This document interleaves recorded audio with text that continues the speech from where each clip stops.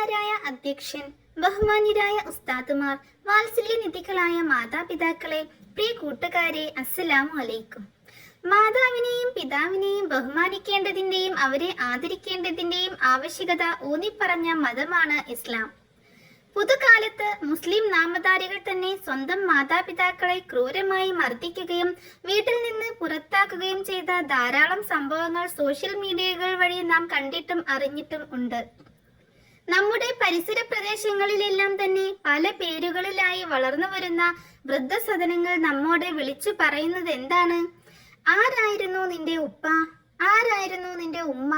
രാത്രിയിൽ ഉറക്കമൊഴിച്ചു നിന്റെ കാഷ്ടവും മൂത്രവും തുടച്ചു വൃത്തിയാക്കിയ ഉമ്മ അവർക്കത് അറപ്പല്ല നൽകിയത്, പകരം ആനന്ദമായിരുന്നു. നിനക്ക് വേണ്ടി ഉറക്കമൊഴിക്കുന്നത് ഉമ്മാക്ക് സന്തോഷമായിരുന്നു. ആ നിലയിൽ നിന്നെ പോറ്റിയ ഉമ്മ, ജോലിസ്ഥലത്ത് വെച്ച് ആട്ടും തുപ്പും സഹിച്ച് തിരിച്ചൊന്നും പറയാതെ വിയർത്തൊലിച്ച് പാതി നിറഞ്ഞ വയറുമായി പൊരിവെയിലത്ത് പണിയെടുത്ത ഉപ്പ, നീ നിന്റെ പ്രതാപകാലത്തെത്തിയപ്പോൾ അവരെ മറന്നുപോയോ? മുത്തുനബി സല്ലല്ലാഹു അലൈഹി വസല്ലമ തങ്ങൾ പറഞ്ഞതായിട്ട് അബൂ ഹുറൈറ റളിയല്ലാഹു അൻഹു പറയുകയാണ്, വല്ല ഒരുത്തനും മാതാപിതാക്കളെ ചീത്ത പറഞ്ഞാൽ അവനെ അടിക്കണം, വല്ല ഒരുത്തനും മാതാപിതാക്കളെ അടിച്ചാൽ അവനെ കൊന്നു കളയണം. ഒരു സംഭവം കൂടെ പറഞ്ഞ് ഈ കൊച്ചു പ്രസംഗം ഞാൻ അവസാനിപ്പിക്കാം. ആയിഷ ബീവി റളിയല്ലാഹു അൻഹയോട് മുത്തുനബി സല്ലല്ലാഹു അലൈഹി വസല്ലമ തങ്ങൾ പറയുകയാണ്, ഞാൻ സ്വപ്നത്തിൽ സ്വർഗം കണ്ടു. സ്വർഗത്തിൽ ഒരാൾ ഇങ്ങനെ ഖുർആൻ ഓതുന്നത് ഞാൻ കേട്ടു.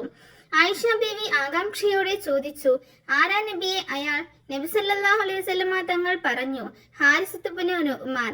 അദ്ദേഹം മാതാപിതാക്കൾക്ക് നന്നായി ഗുണം ചെയ്യുന്നവനായിരുന്നു.